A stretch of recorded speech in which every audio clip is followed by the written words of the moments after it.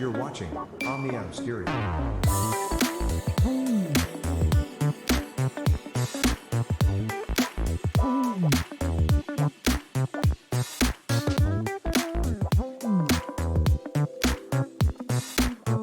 Omnia Obscurium. You're watching.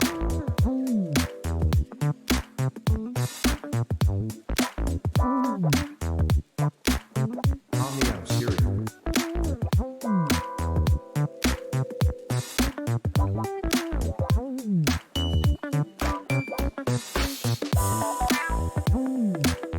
You're watching Omnia Obscurium.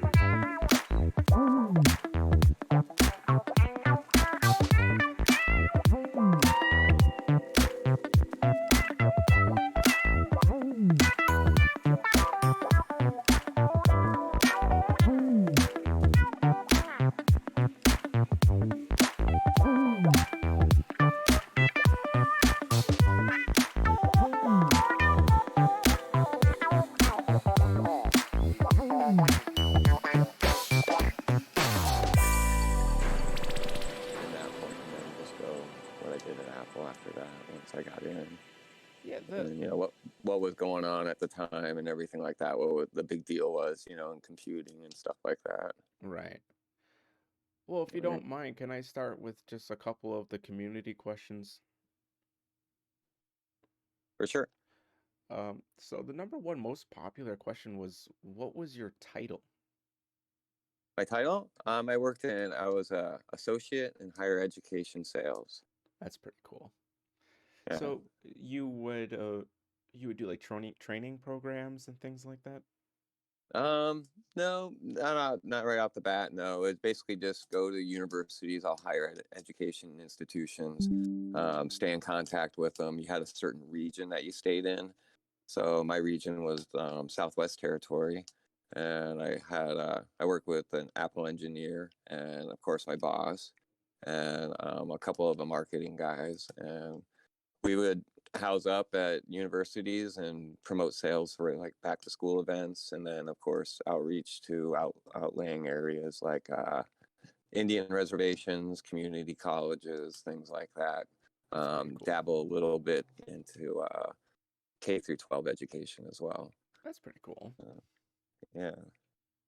All right, yeah, that gives people a good understanding of what you did. So, Yeah, it was extremely busy all the time.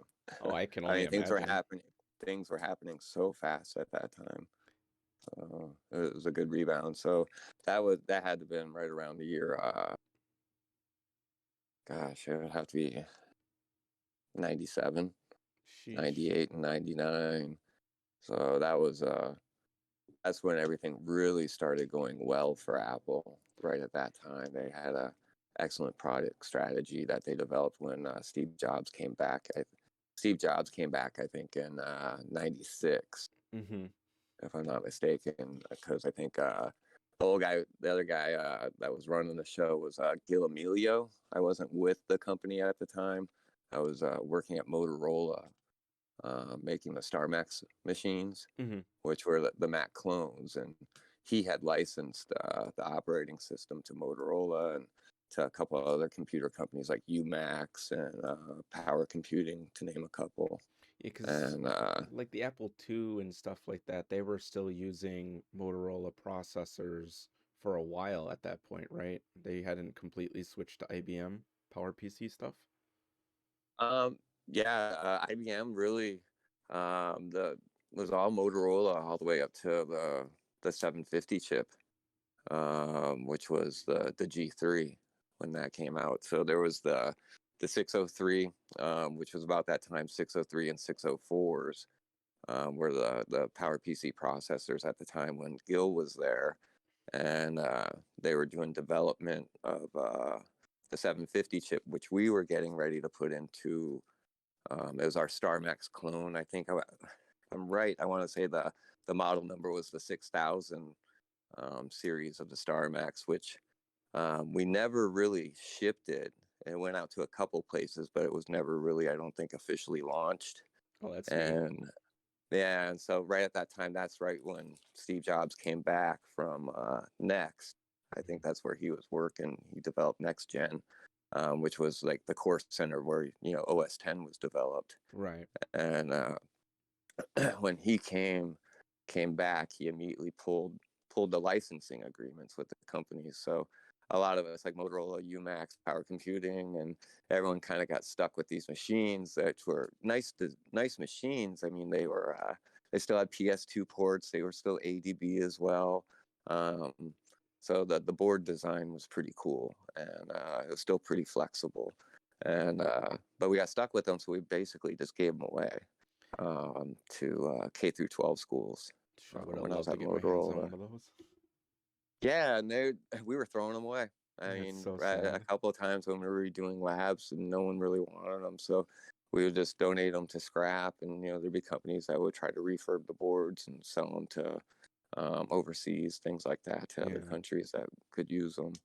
But that experience at Motorola was a real good experience. It really got me involved with the Apple product and what they were doing. And then of course, when Steve came back, um, a lot of us were like, "Oh, well, what are we going to do for jobs?" Here I am, 25 years old.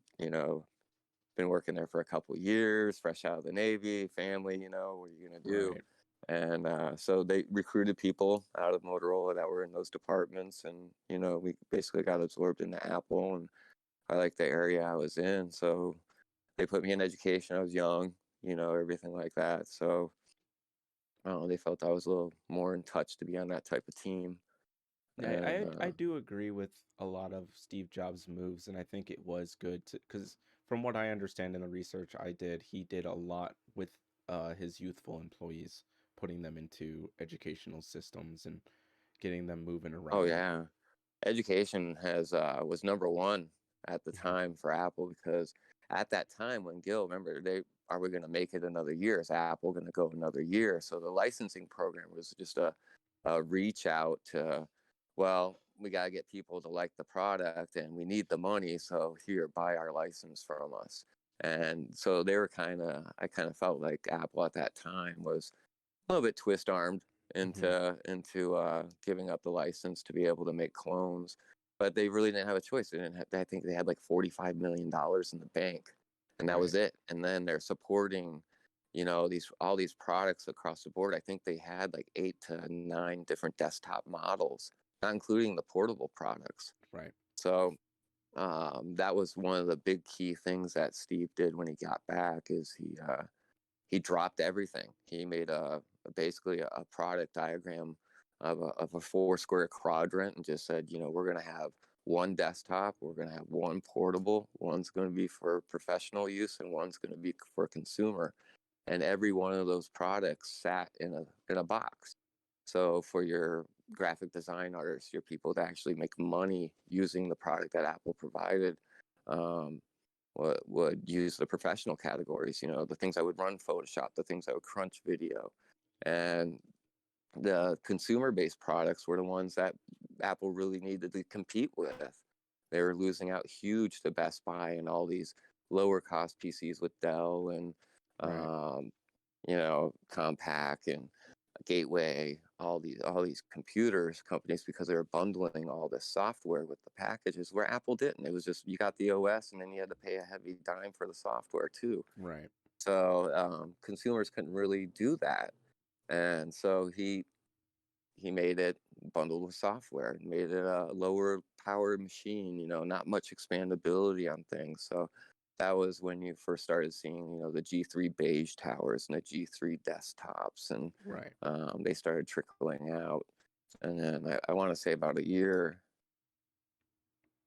that was about, no, yeah, that was in 97 when he did that, I would say.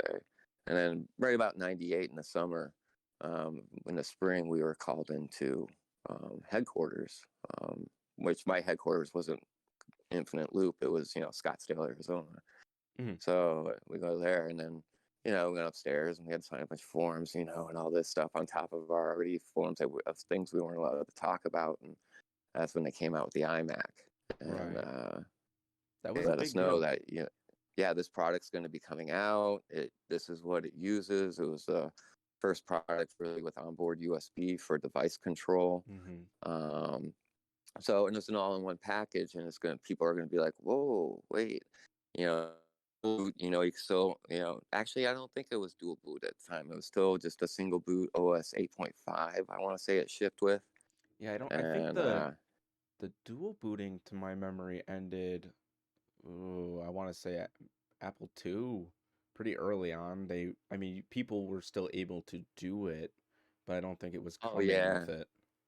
yeah, yeah. Yeah, but then eventually I think the iMac started shipping with OS 10 on it as well, Mm, but as a partition drive, so you could dual boot into OS 9 if you're not, or OS 8 or OS 9, and then 10 was still on there. I think that came later on with the graphite iMac that was like a 333 megahertz machine.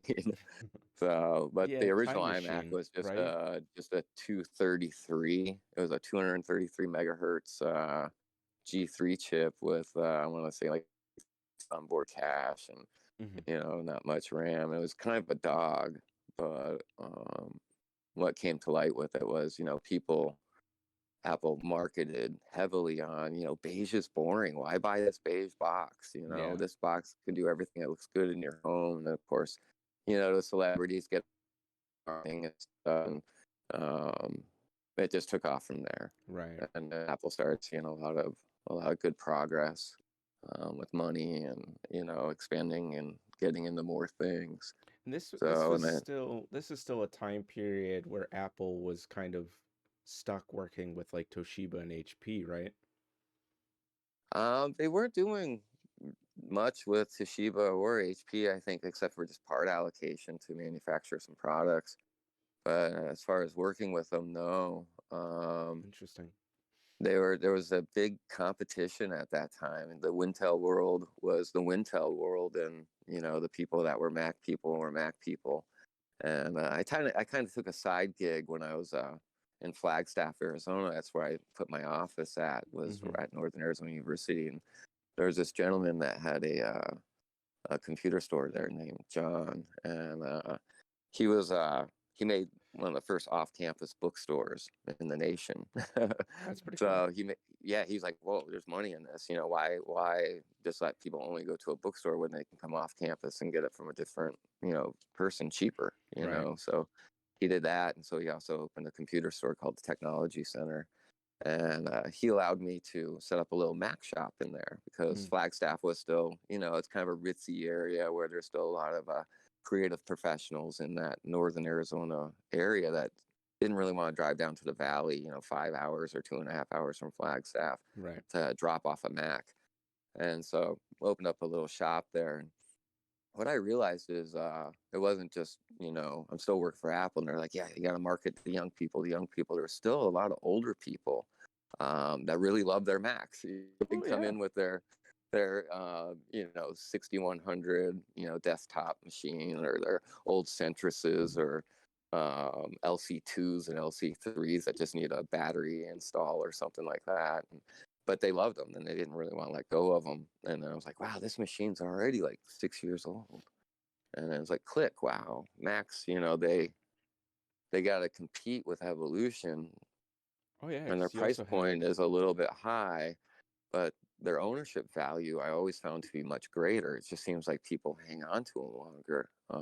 They don't turn over as fast as some PC users. It seems like there's a lot more competition within the PC users to advance their product as well.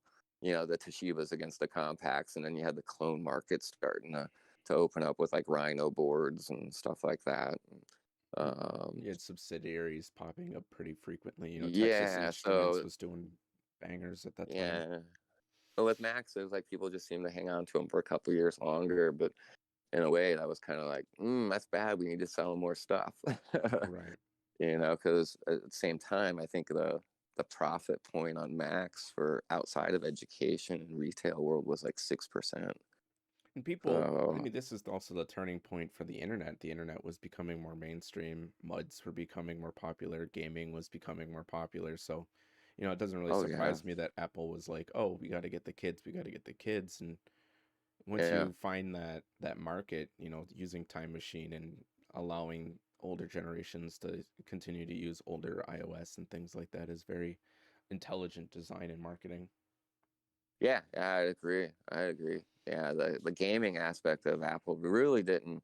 No one really made much, for Apple and gaming. It was always like that's what sold PCs. It's like, oh, you can get this game and this game and this game. And being a Mac user at my time and like a diehard Mac user, I was just like, I'll never own a PC, blah blah blah. But I was always kind of like, I'd look at the gaming going, God, I wish, Yeah. So, but and then the G3 finally popped out. And, I had a nice setup with a Power Mac 9600 at the university, which was pretty cool. It was a 604 chip, but it was still fast and it was still a good machine. But I think once G3 popped out, then gaming became a little bit more. It had PCI slots. Yeah. So you could upgrade your video chipset. It's not on board. Yeah, On board you can. that would have been like the turning point for like Voodoo, the early 3D graphics, and Glide APIs. Yeah, So it was ha- all ATI at that time. mm-hmm. ATI, Canada. NVIDIA. Yeah, NVIDIA really hadn't come out yet, I don't think. But there was a couple, even Creative Labs had their own. People were like, Mm-hmm. oh, I'm getting a Sound Blaster or whatever, Yeah. for audio and all this stuff. And you're just like, wow, that's a lot of money. Um, and things were expensive back then. But I remember like paying so much money for my Apple II for a 300 baud modem when I was like 12. Oh, That's a lot of money. yeah, I spent a lot. I mean, it For was just even little, yeah, just to like slow. talk to people on BBS. Mm-hmm. That was like the first. I go over the phone line and I chat with people in Chicago. On bulletin boards. So, but now, back then, I'd say 98, 99. When iMac came out, that's when it was cool. But also the big thing about Apple and young people, the big thing at that time was music.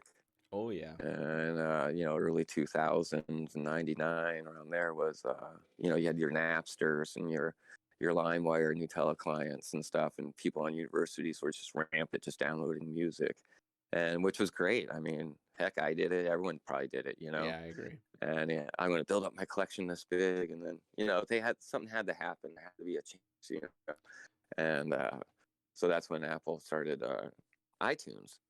I feel I iTunes. also feel like let's just use the term piracy for what it is. Was big in also allotting Apple the ability for accessorization.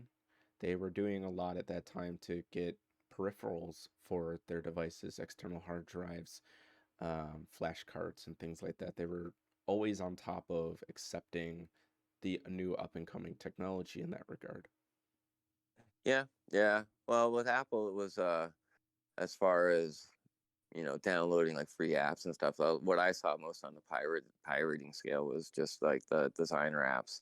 Mm-hmm. Your Photoshops, your the things that the kids needed for school. Like, oh my God, this app is $699.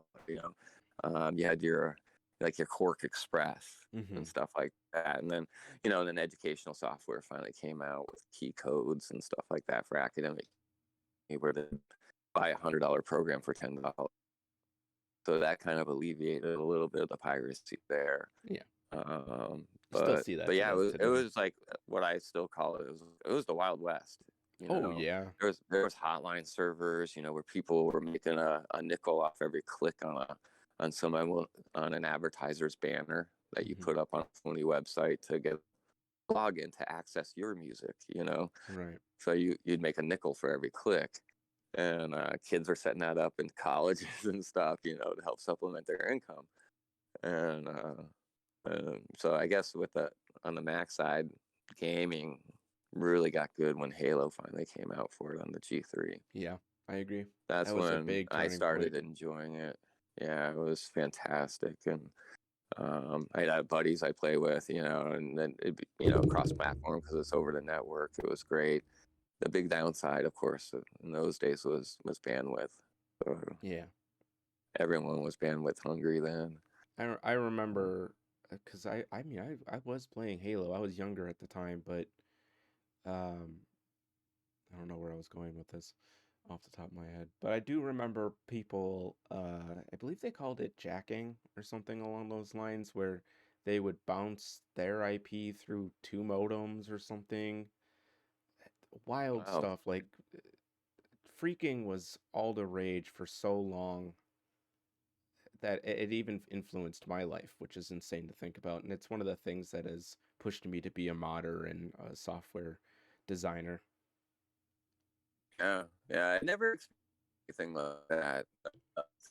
Playing on games or anything. It only seems like I've realized or seen more of those types of attacks is like when more communications are opening up for games. You Mm-hmm. know, you have live microphones now, you have chat now during the game, and you still got to control the game. I just had a hard time, keyboard the move in Halo, Yeah. So I couldn't imagine chatting at the same time or talking to somebody. Well, now Uh, you're chatting live, you're typing in chats, you're multi-monitoring, you're recording, you're streaming.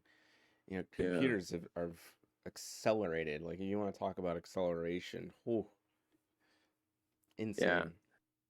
yeah, yeah. You couldn't do that back in the day. I mean, my first computer after the Apple was I actually had an IBM. It was a 286 SX20. That was the processor, and the SX meant it had zero cache. They had a DX model which just had cache, but it was the IBM PS1, and it just only had a 3.5-inch floppy drive, color screen, and I had the first one of the first internet services was Prodigy Net, and that was like Oh, like the first AOL, like right before AOL. right. And it was so dog slow though. Like just for a screen to come up like welcoming you to this AOL-ish type welcome screen, it took like a minute. And you're accidentally Uh, loading up something like a Hello World program, and you're like, oh, son of a yeah, bitch. yeah. And I think the hard drive was 250 megabytes. So What a that time was to be alive. wow. When 2 gig drives came out, came out. I think one of the first 2 gig drives. When those things came out and they were on IDE, uh, that's crazy. I mean, I was just like, wow, an IDE. Oh, it's only 7,200 RPM now. Blah blah. I do video editing. You gotta go to Firefire. It's like, oh, Oh yeah, because 6 gigabit lanes and things like drive. that didn't exist. Yeah, and then, of course, bus architecture was huge too. Mm-hmm. So, I mean, we know your was your biggest brand. So, but yeah, Apple did good in 2000. That's when 2000. That's when it really started taking off money wise, and things started really getting fun for us. Gaming, lots again like the games that came out. Like Battlefield 1942 was an excellent game. It's that Had a old? blast. About 2002, I want to say 2000, maybe 2003. 2004? Wow, I didn't. Yeah, Released on Microsoft Windows in 2002 and OS X in 2004. Yeah, yeah. that's So that's incredible. yeah, that was huge when that came out. I had fast, but I actually had a PC too. I had a just for gaming with a friend that lived next door, and he liked Battlefield, and I did too. Um, I'm but gonna yeah, cut you off real quick. I'm gonna leave the call and rejoin. We're just having some connection issues. all right, fair enough. All right, hopefully that fixes it. Fair. All right. Might be on your end, I don't know. But hey, we live in the middle of nowhere. This is the price we pay, right? Right, right. Yeah. So, you had mentioned earlier that you don't recall HP or Toshiba working with them, and I have a couple questions here from some of the community, and they were just asking about the early iPod generation when they were iPod plus HP products. There seemed to be one of those products with almost every line of iPods up until the iPod Shuffle. Do you have any information on that? Because it seems to be a community conspiracy theory. That well, they were multi-platform devices when they first came out. They were Wintel and Mac when Mm-hmm. the very first one that came out. With connectability, you weren't required to have a PC or anything like that. You would just have to format the iPod for PC. And So the first one I think was 2001. I think they came out the first 5 gig model, and that was I want to say it was FireWire based. I don't think it was USB. It might have been FireWire. There was, or Yeah, maybe it was USB. it's looking like it was FireWire. Yeah. Yeah. So that was just for to keep the music flowing through the bus, right? A little bit faster than USB. And to record video to the drive, because I think the drive in there was only a 5,400 RPM drive, Yeah, and that makes I sense. think they use that in all. But yeah, as far as all the way up to the shuffle, I mean, I pretty much exited out of Apple right there in about 2007. So right when the iPhone came out. So the current version of the iPod at that time, was probably the shuffles were out, the little shuffles. But um, as far as working with Toshiba or anything like that, maybe it was for the drives that go into them. I don't know. That's what I'm thinking. Uh, Like they were just sourcing some drives. That's about it. yeah, I mean they still did work with other companies as far as manufacturing a lot of products. Like HP, they worked with the printers a lot. You know, Mm-hmm. so and then with OS 10, they of course they let developers have access to it. So that's why Apple has every year the WWDC Worldwide Developers Conference to go ahead and announce new things, new beta versions out, test versions, and Right. to other companies. So I had said pretty much the same thing as well because Microsoft at the time was releasing their Xbox original console, and there are many different variants of it, but there's only one product, one SKU, but you can get one with, a Samsung drive, a Toshiba drive, and they were just shipped all over the place willy-nilly. So, when this oh yeah, conversation came up, I was just like, it's just uh, a sourcing thing. yeah. I mean, there's different revisions of everything. So even chipsets on boards, the lots, when the lots change on chips, Hmm. even sometimes they'll rev the board differently just to help discern between how many lots they have on one version and how many lots they have on another. Hmm. So no, I I don't think there was really anything weird going on. Apple was still not. When Steve came back, they got a little bit tighter on what they did and how they announced things because leaks, of course, cost money. And Hmm. at that time, information was everything because, again, the products were turning over so fast. The ownership value of products really weren't there. And oh my gosh, next week, the 333 megahertz is they're going up to 400 in these machines. And then we're hearing they're going to announce it. And and people would just eat it up. They would just be like, "Yeah, this is great. I need that 70 megahertz boost," and Right. you know, so it's that MacRumors.com was a big site that a lot of people would go to and to verify things. And even leading up to the original iMac launch, they kept that so tight, no one knew. And Mac had their fingers on the pulse because isn't it true that like at that time software ran pretty much at speed with the CPU? Like you had to have your clocks in sync, and Mac was one of the few companies that had it in software to like downclock things when you launch certain applications before multitasking. well, yeah, I mean, Apple on the Common Hardware Reference Platform, which would be all the way up to prior G3. Hmm. Even G3 was still risk based. So all of them are. So you, the thing with Apple, it was different in those times, and it was actually a really key selling point for a lot of products. Was the Windows world. We had Windows for Workgroups and Windows 3.1.1, and then finally Windows 95 came out, and then Windows 98, and Windows 98 was the solve all, but everyone still had the blue screen of death, and that was all due to just memory allocation, Still right? to So this day. yeah, and so when you have that, it's like, well, then you have all these things you have to rely upon, and then again, that's getting the proper information to the proper people to develop the proper software for the product that's coming out. Hmm. But technology on the hardware front was turning over so fast and developing so fast. Clock speeds, bus speeds, how much RAM, board configurations, new types of connectivity to the board. There was just so much there that you kind of lost in stability. With Apple, you kind of had a company, one of the only ones that made not just the hardware but the software to run it. Yeah, because So PC at the time they were pushing ISA slots, they were pushing PCIe slots, and now they're pushing M.2, NVMe, and all these other slots, and people are just like, all right, this is too many slots. Just give me a computer with a functioning, PCIe bus and a fast hard drive. You're seeing that reflected today. yeah, yeah, the ISO slots they have it. Gosh, Mac had ISO slots too, Yeah, yeah, and of course. those days, yeah, you couldn't really. I mean, you just the pro people really is what owned the Macs, and they didn't really have a a consumer version. You know, people would spend $5,000 on a Mac Color Classic when they came out.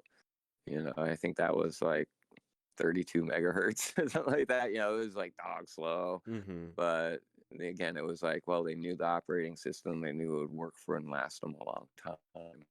So um, on the Windows front, they kind of locked out there, but at the same time, things were like, oh, well, I'll just get another one. You know, you could get a PC back then for $900 to do everything you wanted to do, and And they were all in one unit. It's like the Mac Color Classic. It was just a screen, and the whole computer was already in it. It was much simpler to set up. yeah, total consumer use, not needed for running any business or anything like that. And Mm-hmm. you know, Apple. Now that you touched on that, but you know, Apple was still losing business. You Mm-hmm. know, the only thing we had really for connectivity and file sharing at that time was Apple IP. And Apple Share IP was still cross-platform. You could still access it for Windows machines, but you need some sort of drivers installed on all the Wintel clients, and Right. you know, it wasn't as seamless as it sounded to be, and it was dog slow. So Right. for a server setup, you know, you set up with a Power Mac 8500, 8600 at those days as a server and running Apple Share IP. It was good for file sharing, but that's really all you could do is just that, you know, and it was still slow. I mean, a 30 meg file would still take, you know, half a minute on a college campus. Right. So, It's um, like I was telling you over text. I mean, my NAS has just been causing all kinds of issues, and all I'm doing is running Windows on my main PC. I have a Linux device. I have a Linux NAS, and I have a separate laptop that's Windows yeah, based. And I'm like, oh, this should just be working, and it's just simply not the case. So even back in the day, thinking that Mac had it kind of figured out within their own infrastructures, it really did make them the most appealing, in my opinion. yeah, they were. I mean, for home use, if you were the internet, you know, maybe play a light game. Um, it was different than business. In the you know in the professional sense of like graphic design and advertising and journalism. Uh, We're having a People little bit always of would connections prefer. issues. Yeah, yeah, it was always a much stable environment. But again, the budget at those times, you'd have to budget your business for these machines. You're looking at a $4,000 machine. Well, again, walk to the store and get a desktop for 1,200. That will pretty much do 90% of the things you want it to. So there was always that thing hanging over Apple. Um, but you know, of course, OS 10 finally came out. You know, and kind of Just helped out. I You felt know, like it OS helped. 10 disrupted the market because they were producing one of the friendliest graphical user interfaces I had ever seen. Yeah, but remember OS 9? It was a closed kernel. It's a closed kernel operating system. That's why you never heard of a virus for it. It was much more difficult to hack True. at those times because everything was still based off the common hardware reference platform. You know, that's like a perfect example of it is your post test on your BIOS. When you power up your machine, common hardware goes out and checks everything, all your device drivers, everything like that. If it's happy, it turns on, goes bling, and your Mac smiles at you. If something was wrong at those times, your Mac would thrown at you and Mm-hmm. give you an error code. And for service in the service industry, it was real easy to work on a Mac. If it was software related and like a program just wouldn't launch or you get a bomb on the screen, most likely it was a control panel that went bad or an extension. Mm-hmm. You just pull it out, you find out which one it was, and you pull it out, and you're like, okay, that's it, and you reinstall, done. But if it's hardware related, your Apple will frown at you and go ding, ding, ding, and give you a code. So it was real easy to work on. PCs at the time were real hard. It was like, oh my God, I'm reinstalling this driver 100 times. And you'll see a guy just struggling. It's like, it's still not working. And it's like, well, you read through the white paper. It's like, well, this is a compact desktop model, blah, blah, blah, blah, with this chip on it, which this says it won't work with these models with that chip. Mm-hmm. And so it's just much more harder to troubleshoot things. And then people just like, okay, just give me another card or give me whatever else, like another flavor of what I'm going to try to install. Right. Um, Or so with Apple, you just had these like confirmed to be working, simple to operate, easy to install, good compatibility, knowledgeable employees, and yeah, and it smiled at you. So, yeah, usability was huge. I mean, imagine this customer that came in with this problem of a chip on his compact or whatever. He has to buy another device. At that same time, he's also getting a service charge. right. So service charges, $30 an hour. You talk for a half hour, it's another $50. Oh my God, I'm so sorry about this PC already. I don't even want to fucking use it. Sorry. You're And good. then so, it goes over to you go over to the Mac, everything's going to work fine. It smiled at me. If there's something I don't understand with it, it's probably me. It's not the machine. 'Cause the machine was actually developed, the software was developed for great usability. Like Mm-hmm. you said, you liked the interface, you liked how to dive into the hard drive. And of course, when Windows 95 came out, everyone on Apple was like, oh my God, Microsoft just copied us. Right. They put their start bar on the bottom, but they got the drive, my drive on the left-hand side. So they recognized too the usability of operating systems and how it was going to keep going forward. And then with OS 10, I think that with them drifting to that operating system, it was key for multi-platform success in business. Because then you Smart started move. seeing the Xserve and everything like that come out, and then oh wow, they just beat the Windows NT field. It's a much more robust product. You don't need billions of licenses to do all this stuff. Mm-hmm. Where on the NT networks, or even Server 2000, it wasn't just a server. For you're paying for a ton of licensing too, which is an extreme cost for in academics. Yeah. To build a lab. So people, in academics, they found it. You know what? It's a little bit more expensive in hardware, but this yearly licensing fee. Yeah. So Apple was just like, here, give it away. I mean, OS 10 developer tools are free. I mean, You can all just of my order them college, online. For, all of um, my college experience was on a Mac. I never personally owned a Mac or an iPhone or anything like that. I just never really felt like it was for me. I like mhm. the technical stuff, but when I was in school, I'll tell you what, from my first 2 years in graphic design and advertising all the way up to physics and, philosophy was on a Mac, the whole system. Yeah, yeah, And yeah. people loved it. That Yeah, it's that's amazing. great. It's crazy that it's such a good product that way. And nowadays it's like I got out of Apple. When I left Apple, I was done with computing. I was just over it.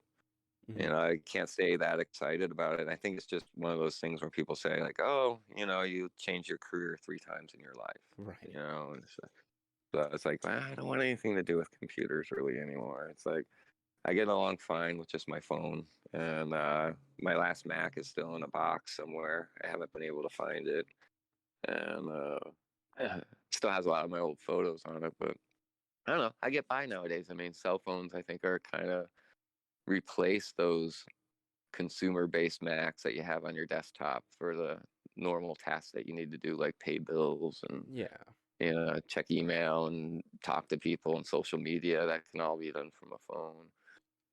Even the Um, iPad was a genius device. I mean, my grandparents that I live with and care for, they don't use a computer. They have a computer set up to their TV that they can use, but 90% of the time, they're on their iPad or their iPhones. That's just they know it. It's Oh simple. yeah. It's convenient.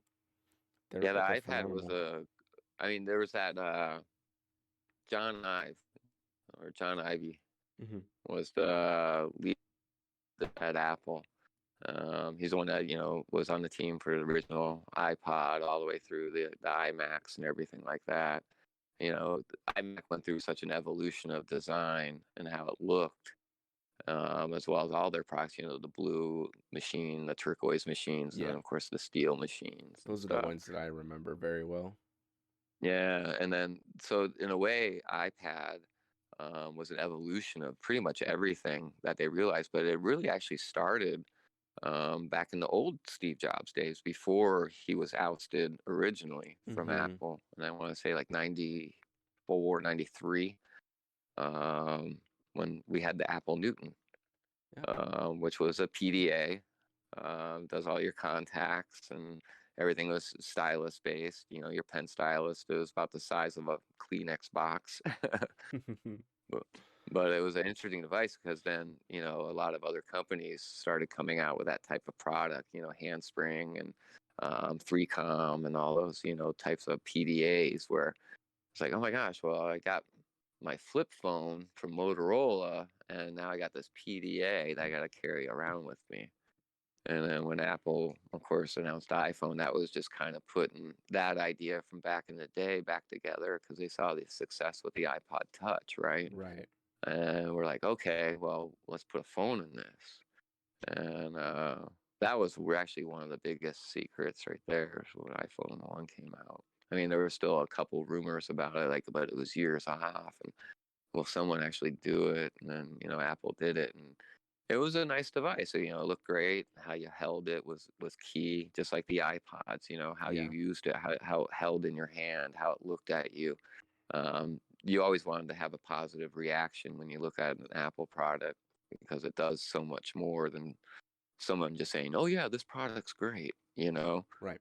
So there's a little bit more feeling into it, and so that's why I think makes the difference is with people are like, "Oh yeah, I used Macs and stuff all the time," but you really have a passion for the PC. I see your setup. Yeah. It's like you like it to look good, you like it to run good, you like to tinker with it. Like someone that likes to work on cars is the same thing. Oh, The I guy that I don't wants have one wants the PC. Tesla. Yeah, right. You I have have like tons. I was 5. Yeah, that was like me back in the day. It was like, oh my god, let me get my hands on this classic one, and then Hmm. let me upgrade this and do this, and it's just that substitution. People have different hobbies and stuff, and I think the PC world still offers a much more robust platform to do that with. With Macs, you're stuck. You're still kind of stuck with a Mac. Hmm. You can't really, you don't mess with it and whatever. You just want it to look good. But that's So it's that's a like, positive trait. I mean, not everyone wants to constantly tinker with their PC, and I honestly think right, that the modern, I don't know what they're called, but Macs, essentially the Mac laptops, are the best bang for the buck for somebody who just needs a computer that's good. yeah, You yeah, you don't have to do all the preliminary research of like, oh, okay, little this graphics card versus this graphics card. Yeah, yeah. you're just Yeah, getting a Apple good puts a little product. bit into it. Yeah, yeah. Again, expandability on the consumer platform really isn't there, but still, even now on the pro platform, there's I think it's the sky's the limit. Still there really isn't Yeah. much of a difference on the pro side, but I mean, you could still drop $49,000 on the top end Mac, and stock it up with video cards and RAM and all that stuff. And, kind of customize it that way, but at a cost. But on the PC side, it's like, it's still kind of cheap. It's not super expensive. Hmm. It's not going to break you, and then you can still get performance out of it.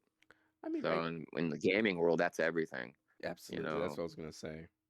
the edge is to have the edge over anybody is great. I hated it in Halo when I lived in Hawaii and I'm playing Halo, and the bandwidth there was so horrible that I would respawn and just die.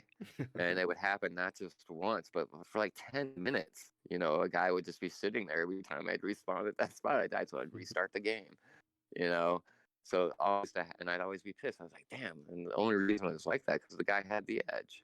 That's right. He probably had a better setup, better bandwidth, and what I was connected to, my slowest component was 3,000 miles of water. So Yeah. I couldn't really do too much there, but I hated that. Nowadays, it's like I see it. It's like people go through a lot on the PC side just to get that little bit of an edge and a little better of experience, of course, through graphics and that Oh, the graphics are software insane has in it. today. Insane today. Yeah, I can imagine. I can imagine. My first PC was a Core 2 quad and a GTS 6000, and I remember thinking, oh my God, these games are so realistic, blah blah blah. And now it's like, no, they literally are just simulations of real life. Yeah, yeah. I mean, Insane. I don't even know how gaming is with virtual reality, or if that's something in your realm that people are interested in, or anything like that. But I could see, you know, getting up and moving around being just as fun too, with the same insane graphics. Oh You yeah. know. I mean, maybe one day I'll figure something out and we'll make a video where you try out virtual reality. I got a whole setup. Oh, right on. Hmm. Right on. Very cool. I have two more questions here from people. I guess we'll just go in order because the last one's kind of more of a closeout. This one is, what was the most disruptive thing to your job field? And by that, I'm thinking they mean like product launch or something that affected your job directly. Um, it was always. I mean, the challenges, of course, was the travel. You're constantly, going from place to place to place. You're not really at a spot too often. Um, Biggest challenges, I guess, that we had was just fulfillment. Apple even to this day still has fulfillment issues after a product launch. They'll get you all excited, but you can't get it for 6 to 8 weeks. Right.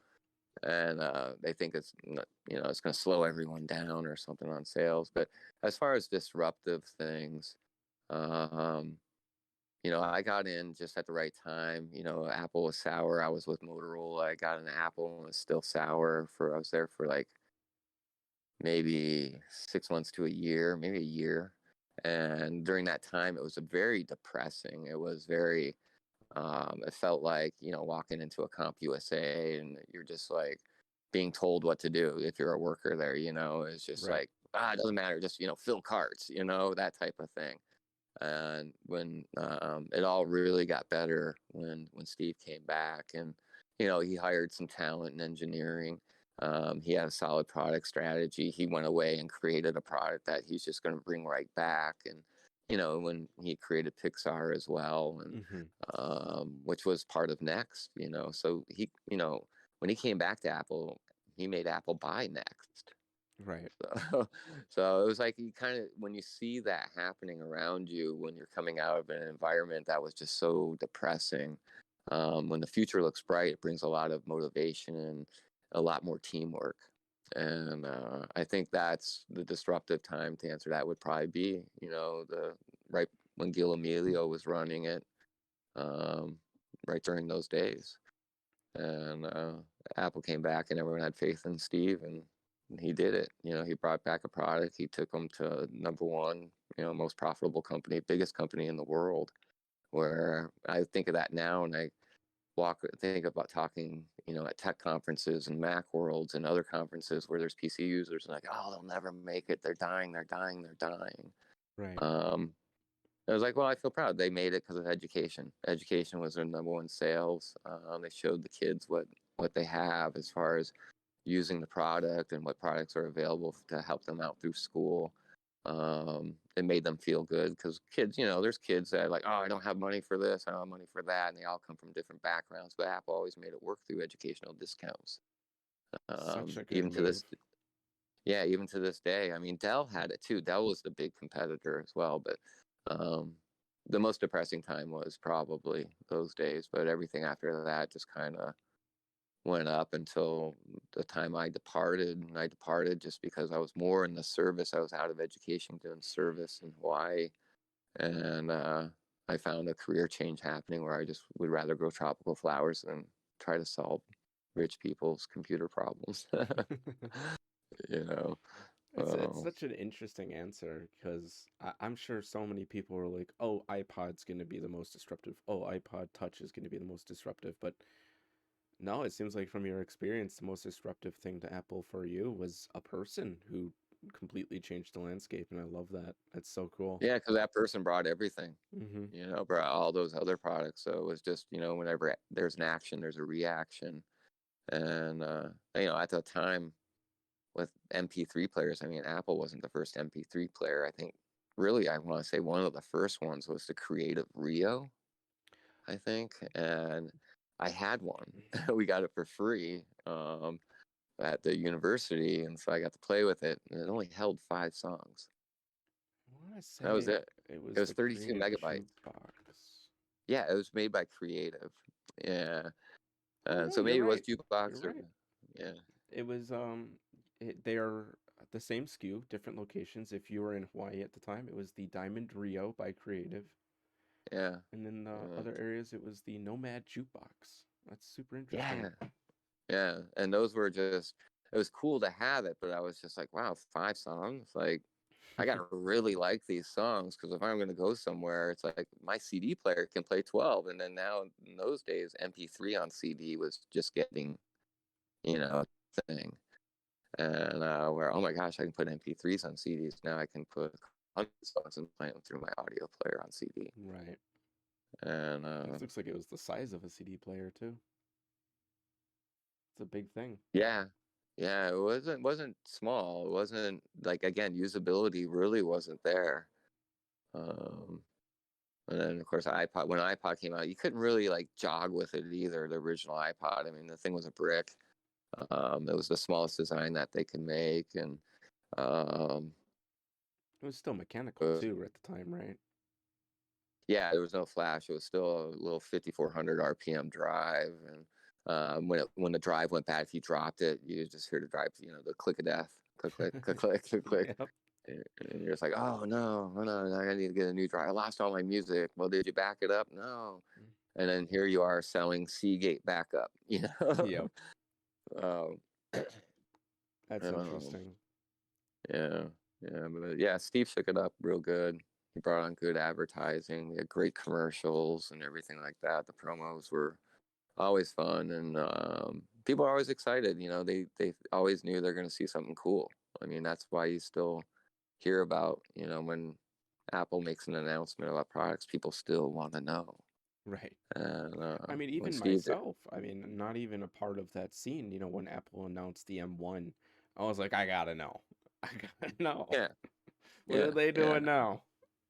yeah, it's really interesting. And I'm not real big on the Apple products now. I mean, now it's like, yeah, I had my iPhone 6 all the way up till I got my iPhone 10, and that's what I'm on now. And I can't foresee myself upgrading it again because it's lasting and doing everything it needs to do. And so I can't see myself buying another iPhone or anything like that with their products. And I see Samsung really doing good things. Yeah. So, and especially in the phone market. So it's good that they have that competition and it's there. And Apple's not the only one in that regard. I've always been an outsider in that regard because I never really owned too many Apple products. I had an iPhone, I want to say 4. But even to this day, my phone is a OnePlus Nord. My PC is a cobbled together Asus product. And You know, I very rarely look at the big boys. And it's really fascinating to hear this story because as somebody who always, AMD, I always go oh underdog, yeah, go underdogs. That's always yeah, been how I was. yeah. And Interesting. AMD, I remember that. Yeah, I remember those processors. I mean, they were about 2002 when they were just coming into the market.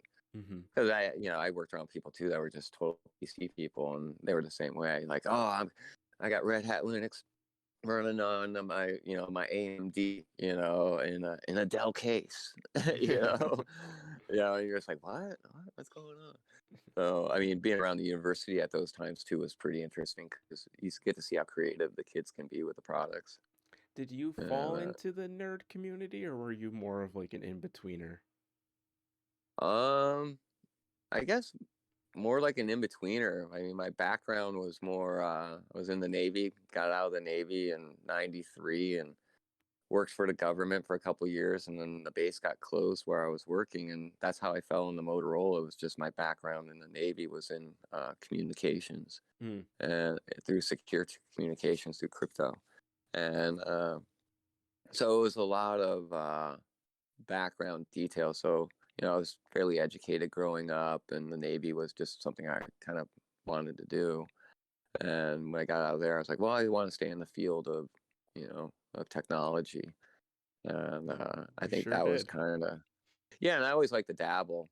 I like to dabble pretty much in everything. But, I realized there was a boom getting ready to happen, right? Everything was horrible back then. Yeah. We had Reagan as president, the highest interest rates ever. Not that Reagan was bad, but at the time, economy wise, for a home loan, it was 13%. You think now it's 13% then. So, money was weird. Technology really wasn't there. And then, pagers started coming out, and you start seeing the big brick phones, and then you start seeing flip phones from Motorola. And I was like, oh, I got to hop on a Motorola. And then I realized, like, oh, the flip phone market's in Illinois. I was in Arizona. So we got computing group here. And so I got a computing group and started on the manufacturing floor making these computers called Blackhawks and Comet.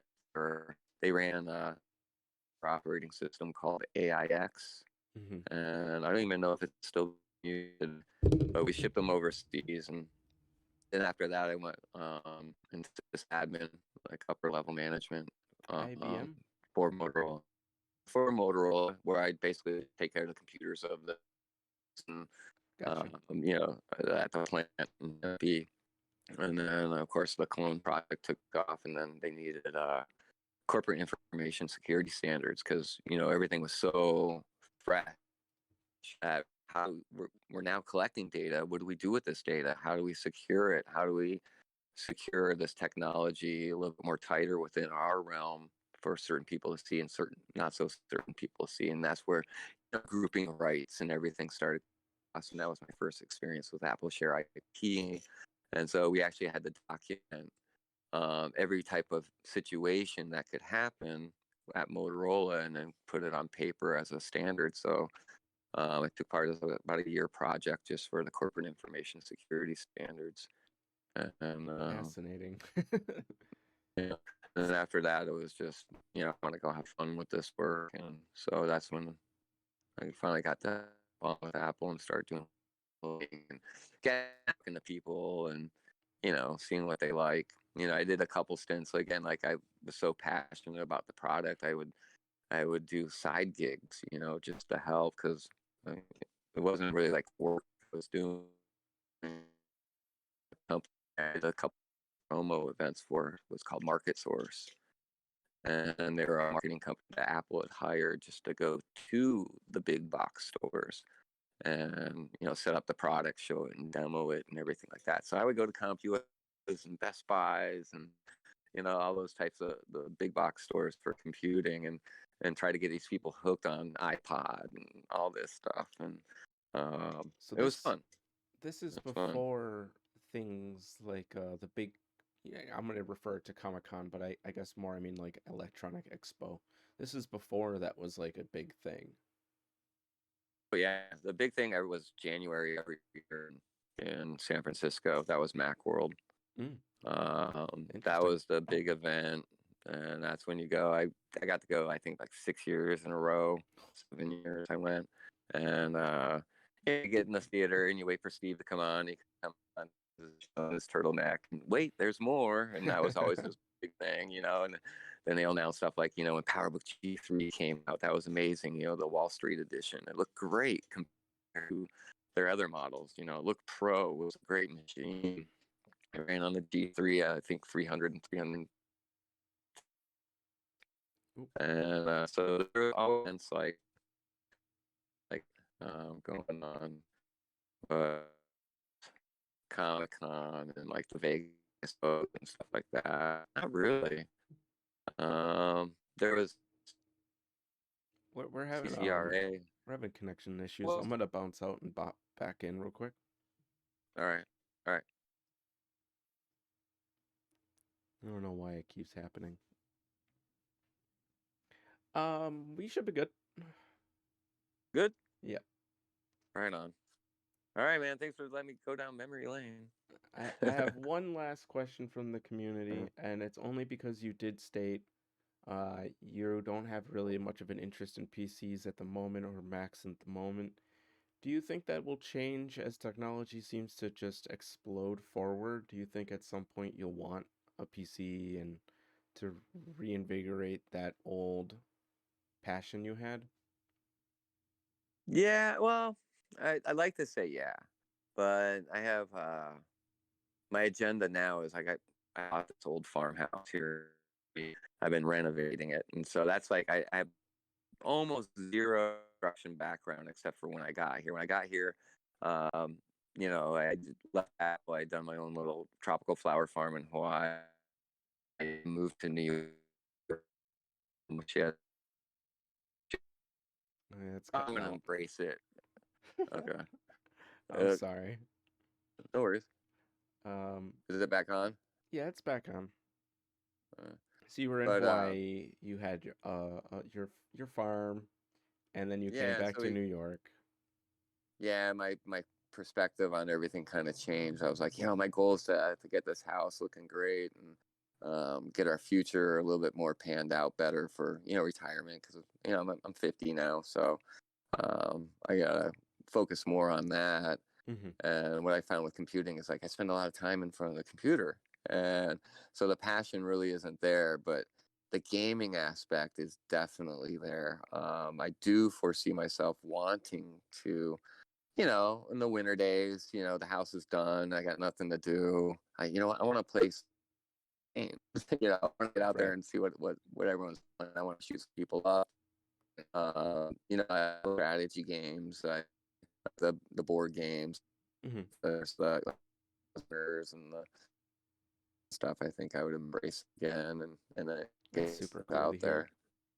there. Yeah. So I mean, there's always something there. It's just is the time right for it now? And look at my time right now. I got to buckle down and this place on and keep my priorities straight. Mm-hmm. I mean, But I see it like this. You're taking this time away from things, not focusing on it. So when you do have that time and those chances, you'll have a different appreciation than you once did. It'll be new right, again, and that's so special. yeah, yeah, yeah. That's a good point. Well, thank you so That's much very for good. talking with me, Scott. I really do appreciate this. I hope people enjoy your story because it is fascinating. Right on. Thanks again. Yeah, thanks for having me on. Oh, not a problem. And you're welcome whenever. I'm sure a lot of people will want to hear from you again. Right on. Well, just let me know. All right. I'll let you go. You have a wonderful day, and I'll talk to you soon. All right, dude. I'll see you, man. Tomorrow's Wednesday. Tomorrow is Wednesday. I'll see you. Have a good day. Have a good one. Bye-bye. Hey, everybody. Thank you so much for watching that. That was my friend Scott. He worked for Apple for a long period of time, and I really appreciate his time to come on and talk about his time. Where we live, internet connections are not amazing, and connections over phone lines is also not that amazing. We only recently just got 3G in my area, and 5G is kind of spotty in locations. I apologize for the connection being not that great. But in any regard, I hope you enjoyed that. And if you did, please don't hesitate to hit the subscribe button and let us know that you want to hear from Scott again. He's settling down. Maybe we'll get him on some gaming episodes one day. I can get him a computer or something and we can hear from him again. I know he was talking about getting some really cool pictures from his past and showing us some stuff once he's finally fully settled into his house. And if you want to see that, this is the place to see it. You have a wonderful day, and thank you so much for watching. Have a good one. Bye bye.